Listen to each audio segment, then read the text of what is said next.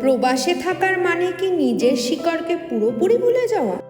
বছরের পর বছর বিদেশে মিহিরের মনে একদিন হঠাৎ একটা ঢেউ উঠল, চলো বাঙালি দিবস পালন করি।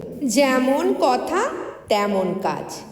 রবিবার সকালে ইলিশের গন্ধ, রবীন্দ্র সুর, হাসির ঝড় আর শাড়ির রঙে ভরা স্মৃতি, সব মিলিয়ে যেন এক টুকরো মিনি বেঙ্গল। কিন্তু টুইস্টটা এলো পান্তায়। মিহির বানিয়েছে এক্সপেরিমেন্টাল পান্তা, যাতে আছে অতিরিক্ত টক, শুকনো লেবুর খোসা, খানিকটা নোনা আমসত্ত্ব। খাওয়া শুরু হতেই সবার মুখের ভঙ্গি একে একে বদলে গেল। কেউ ভুরু কুচকালো, কারোর চোখে জল, আর কেউ হেসে লুটোপুটি।